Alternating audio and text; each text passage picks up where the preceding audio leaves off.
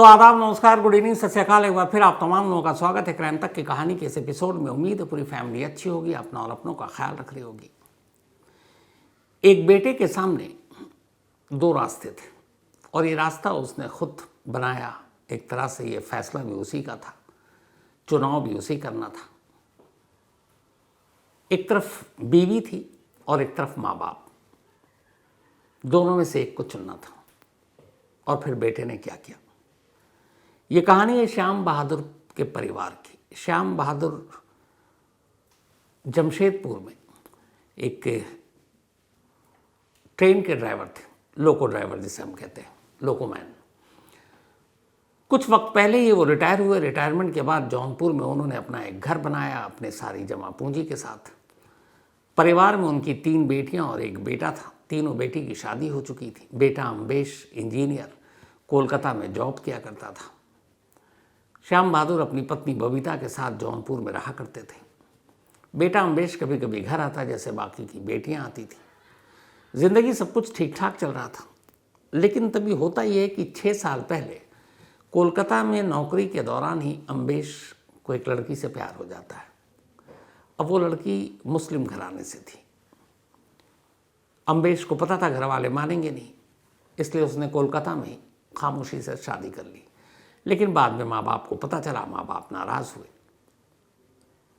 अम्बेश कोलकाता में ही रहता था अपनी पत्नी के साथ। धीरे धीरे वक्त बीता, 2 बच्चे हुए उसके, और रहता कोलकाता में ही था। इधर माँ बाप रिटायरमेंट के बाद अब जौनपुर में रह रहे हैं। दिसंबर के पहले हफ्ते में अम्बेश जौनपुर आता है। जौनपुर आया, तीनों बहनों को भी पता, जौनपुर में रहता है। फिर अचानक 8 दिसंबर को उसके माँ बाप घर से गायब हो जाते हैं। अब माँ बाप का एक रूटीन था, अपनी तीनों बेटियों में से बारी बारी से हर एक को फ़ोन करके हालचाल पूछते थे। जब 9 और 10 तारीख को फ़ोन नहीं आया तो तीनों बेटियों को थोड़ा सा फिक्र हुई कि मम्मी पापा फ़ोन नहीं कर रही हैं। तो उसने फ़ोन किया, मम्मी पापा ने फ़ोन भी नहीं उठाया। तब उन्होंने अम्बेश को फ़ोन किया। तब अम्बेश ने कहा कि पता नहीं क्या हुआ, मेरी थोड़ी सी उनसे कहा सुनी हो गई और वो 8 दिसंबर की मैं रात सो गया, सुबह उठा तो देखा दोनों घर पर नहीं है। शायद गुस्से में चले गए, मुझे लगा कि तुम तीनों के पास गए। तीनों बहनों ने कहा हमारे घर तो आए नहीं। अब बहनों को फिक्र हुई, उन्होंने अम्बेश से कहा कि तुम जाकर पुलिस में गुमशुदगी की रिपोर्ट लिखा दो। उसने कहा नहीं, मैं रिपोर्ट लिखाता हूँ, पहले ढूंढ लेता हूँ, कहीं नाराज़ हो आसपास हो, मैं ले आऊँगा। बहनों ने कहा ठीक है। अब डेली बहन फ़ोन करती रही, अम्बेश उन्हें बताता रहा। फिर 15 दिसंबर की तारीख आ गई। 15 दिसंबर को अब बहनों ने अम्बेश को फ़ोन किया। अब अम्बेश का फ़ोन बंद। तीनों बहनें बारी बारी से फ़ोन कर रही हैं, सुबह से दोपहर, दोपहर से शाम, शाम से रात हो गई, लेकिन अम्बेश का फ़ोन ऑन नहीं हुआ। परेशान बहन अब घर पहुंचती है जौनपुर, देखती है घर में ताला लगा हुआ है। आस पड़ोसियों से पूछा, उन्होंने कहा कि अम्बेश तो कल से दिखाई नहीं दे रहा है। अब बहनों को फिक्र, इधर माँ बाप गायब, कोई सुराग नहीं, और अब उन्हें ढूंढने वाला उनका इकलौता बेटा अम्बेश वो भी गायब। बहनों ने तय किया कि वो पुलिस के पास जाएंगी। वो पुलिस के पास पहुंचती हैं। पुलिस में जाकर गुमशुदगी की रिपोर्ट लिखाती हैं। पहले अपने माँ बाप की जो 8 दिसंबर से गायब, और दूसरे अपने भाई की जो नहीं माँ बाप को ढूंढ रहा था और 15 दिसंबर से अचानक वो भी गायब। अब तरह तरह के ख्याल आ रहे हैं, माँ बाप के साथ क्या हुआ, भाई के साथ क्या हुआ। ये सारी चीज़ें चलती रहीं। इधर पुलिस को भी लगा कि ये एक ही परिवार के 3 लोगों की गुमशुदगी, तो पुलिस ने भी अपना जांच का दायरा बढ़ाया। सभी के मोबाइल के कॉल डिटेल खंगालने शुरू किए। मोबाइल स्विच ऑफ था, अम्बेश का भी बंद था। पुलिस ये सब कुछ करती रही। तभी 18 दिसंबर को अचानक अम्बेश वापस जौनपुर लौट आता है। घर पर आकर देखता है तो उसके घर के ऊपर एक और ताला लगा हुआ है, नया। असल में बहनों ने जब देखा और घर पे ताला था, अब अम्बेश भी गायब है, तो फिक्र हुई, इसलिए उन्होंने एक एक्स्ट्रा ताला लगा दिया। उसने अपनी बहन को फ़ोन किया। बहन हैरान कि भाई लौट आया। बहन भागी भागी आती है, अम्बेश से पूछती है तुम कहाँ चले गए थे। उसने कहा कि मैं मम्मी पापा को ढूंढ रहा था और शायद मुझसे झगड़ा हुआ, इस वजह से चली गई। तो वो उन्हें यही सब बताता रहा। तभी अम्बेश की बहन ने पुलिस को फ़ोन कर दिया कि हमारे माँ बाप गायब, भाई गायब, लेकिन भाई लौट आया। पुलिस को जैसे ही पता चला, पुलिस ने अम्बेश को बोला कि आप थाने आओ, पूछताछ करते हैं। अम्बेश थाने गया। थाने में पुलिस ने उससे पूछताछ शुरू की कि तुम कहाँ थे। उसने बताया मैं यहाँ से वाराणसी गया था, वाराणसी में था। पुलिस ने वाराणसी में जहाँ जहाँ बताया वहाँ से उसको सारी जानकारी हासिल की। पता चला वो सच बोल रहा है। पर माँ बाप कहाँ गायब हुए, कैसे गायब हुए, 8 दिसंबर की रात क्या हुआ, इस पर अम्बेश अलग अलग बयान देने लगा। पुलिस को कुछ शक हुआ। फिर पुलिस ने अम्बेश से सख्ती से पूछताछ करने का फैसला किया। अब पुलिस ने अम्बेश से पूछताछ की। इस पूछताछ के बाद जो कुछ अम्बेश ने बताया उसे सुनकर खुद पुलिस वाले हैरान थे कि एक बेटा ऐसा कैसे कर सकता है। अम्बेश ने बताया कि वो दिसंबर के फर्स्ट वीक में अपने घर आया था। 6 साल पहले जब उसने, सजिया नाम है जिस लड़की से उसने शादी की कोलकाता में, शादी के बाद से ही माँ बाप नाराज़ थे, बहनें भी नाराज़ थी। लेकिन धीरे धीरे वक्त बीता, मुझे लगा कि सब मान जाएंगे, ठीक हो जाएगा। 2 बच्चे हुए तो मुझे और लगा कि अब ठीक हो जाएगा। लेकिन माँ बाप का गुस्सा कम नहीं हुआ। उन्होंने इस शादी को मंजूर नहीं किया और कई बार मुझ पर प्रेशर डाला कि उस शादी को तोड़ दो, तलाक दे दो और हमारी ख्वाहिश के हिसाब से शादी कर लो। उसने कहा 1-2 बार मुझे मन में भी आया कि चलो माँ बाप को खुश करने के लिए ये काम कर देते हैं, सजिया को तलाक दे देते हैं। लेकिन फिर उसे लगा कि उसे हट जाना और बहुत सारे पैसे देने पड़ेंगे, इतने पैसे उसके पास हैं नहीं। तो उसने कहा आप मुझे पैसे दोगे तो मैं ये करूँगा। माँ बाप को गुस्सा आया। उन्होंने कहा हम बुजुर्ग, रिटायर लाइफ, जो जमा पूंजी घर बना लिया, पैसे कहाँ से देंगे। तो इस बार भी जब आया तो उसी पहली शादी को लेकर झगड़ा शुरू हो गया। जब झगड़ा शुरू हुआ तो उस रात 8 दिसंबर की रात अम्बेश की माँ ने गुस्से में अपने बेटे अम्बेश से कहा कि तुम हमारे घर से निकल जाओ। तो अम्बेश को आया गुस्सा। उसने कहा ये आपका घर नहीं है, मेरा भी घर है, मैं भी इसका वारिस हूँ। उस पर उसने कहा कि तुम कैसे वारिस हो सकते हो, तुम्हारे बाप ने अपनी पूरी ज़िंदगी की जमा पूंजी जो रिटायरमेंट के बाद पैसे मिले उससे घर बनाया और तुमने तो हमारी कभी कोई बात तक नहीं मानी। इस घर से तुम्हें एक दाना नहीं मिलेगा। इस पर अम्बेश को गुस्सा आया। जहाँ पर यह बहस हो रही थी कमरे में, वहीं पर सिलबट्टा वाला वो रखा हुआ था पत्थर का, उसने उठाया और अपनी माँ के सर पर जोर से दे मारा। माँ के सर से खून गिरने लगा। माँ फर्श पर गिर पड़ी। शायद एक ही बार काम कर गया था। तब तक इन दोनों के बीच ये झगड़ा और इस गिरने की माँ की आवाज़ अम्बेश के पिता के कानों तक गई, श्याम बहादुर जी के। वो अंदर से भाग कर आए। सामने का मंजर देखकर एक तरह से डर गए।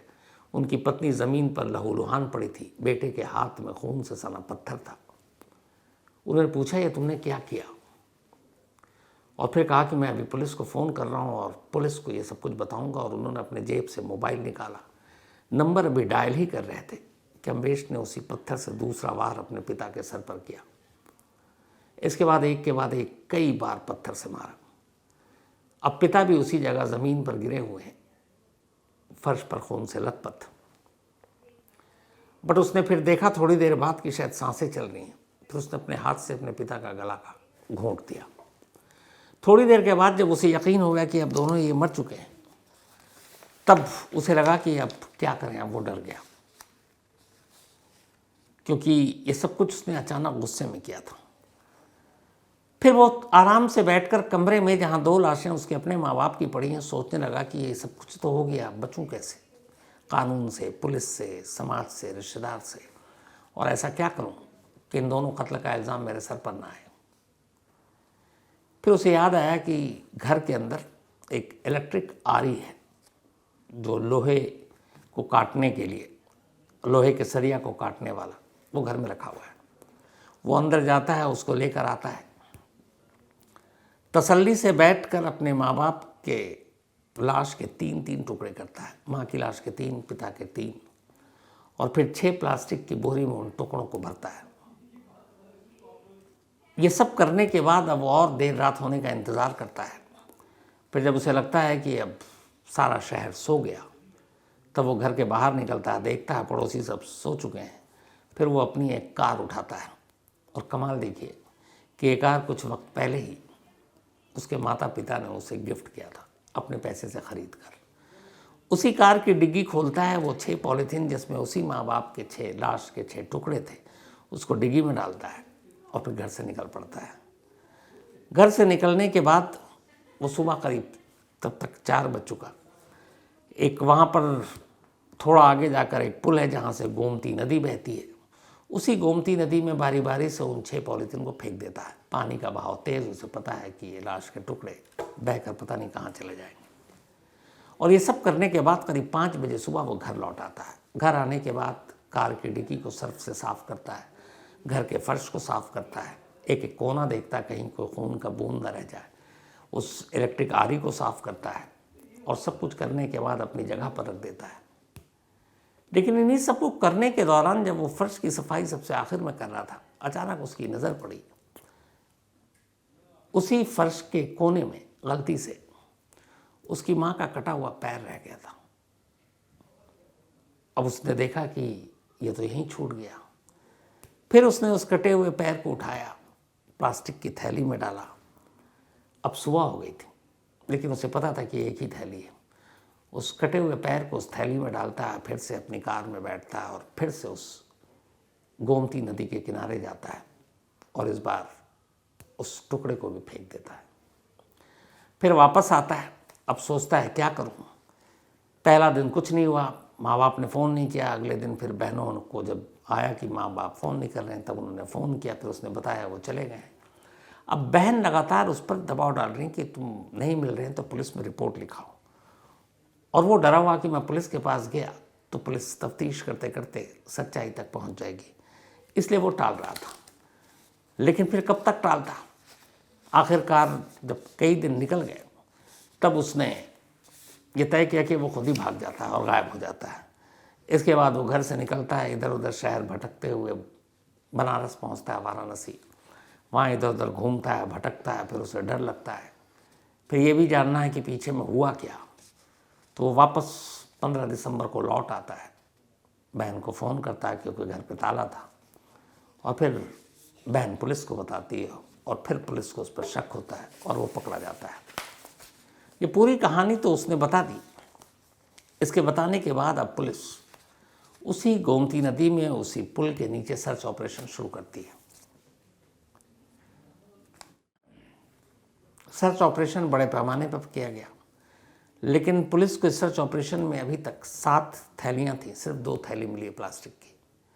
इनमें से एक में उसके सीने से लेकर पिता के जांघ तक का पोर्शन और दूसरा उसमें एक हाथ, सर नहीं मिला और माँ की लाश के एक भी टुकड़े अब तक नहीं मिले। पुलिस का सर्च ऑपरेशन जारी है और ये पता करने की कोशिश कर रही है कि क्या बाकी के टुकड़े मिलेंगे। उधर इस पूरे मामले में कोलकाता में अम्बेश की बीवी से भी पूछताछ की गई और अम्बेश ने भी अपने बयान में कहा, और उसकी बीवी से पूछताछ की गई तो बीवी खुद हैरान कि उसने अपने सगे माँ बाप को मार डाला। उसने किसी को नहीं बताया था, उस बीवी को भी नहीं जिस बीवी के लिए उसे गुस्सा आया था। एक 4 साल का बेटा है और एक 15 महीने की शायद बेटी है अम्बेश की। दोनों कोलकाता में है और अम्बेश अब पुलिस की कस्टडी में, कुछ दिनों में जेल चला जाएगा। कायदे से इस पूरे मामले में अगर हम देखें तो अगर माँ बाप उसकी शादी से नाराज़ थे और उसे मनाना चाह रहे थे तो 6 साल तो उसने निभा ही लिया था, बाकी बातचीत के ज़रिए भी निभा सकता था। लेकिन बीवी और माँ बाप में से किसी एक को चुनना और उस चुनने के लिए टुकड़े कर देना माँ बाप के, मतलब कोई बेटा कैसे कर सकता है। सोच से भी परे की चीज़ लगती है, लेकिन हर सोच से परे की चीज़ कई बार इसी तरीके से हकीकत बनकर हम लोगों के सामने आ जाती है। तो ये थी कहानी उस बेटे की जिसे बीवी और माँ बाप में से चुनना था और उसने चुना भी ऐसा कि सीधे टुकड़े कर डाले। तो आज की कहानी में इतना ही, लेकिन कहानी ख़त्म करूं उससे पहले वही अपना सिलसिला। आज डिम्पी हुसैन, इनका बर्थडे है, तो हैप्पी बर्थडे डिम्पी। और ये भेजा है शहजाद ने, शहजाद की सिस्टर हैं डिम्पी। उषा किरण जी, इनका भी बर्थडे है, तो हैप्पी बर्थडे उषा किरण जी। और ये महिमा सिकरवार, इनकी मम्मी हैं उषा जी। साथ ही कैथरीन रहेजा, इनका भी बर्थडे है, तो हैप्पी बर्थडे कैथरीन। और ये भेजा आदित्य ने है। इसके अलावा विवेक उमेश शाह, इनका भी बर्थडे है, तो हैप्पी बर्थडे विवेक जी। और ये भेजा है नंदन कृष्णा ने।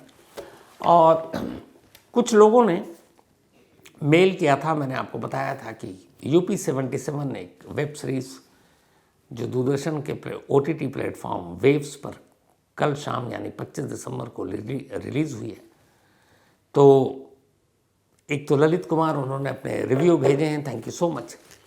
और आप लोग भी इसको वेब OTT जो दूरदर्शन का है, फ्री है ये शायद, तो उस पर आप जाकर देख सकते हैं यूपी 77, और देखने के बाद अपनी राय ज़रूर दीजिएगा।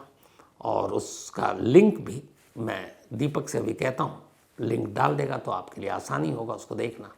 तो देखिए और अपनी राय दीजिए। इसी उम्मीद के साथ फ़िलहाल कहानी में इतना ही। अब आपसे मुलाकात होगी कल रात 9 बजे किसी नई कहानी के साथ। तब तक अपना और अपनों का ख्याल रखिएगा। Thank you very much.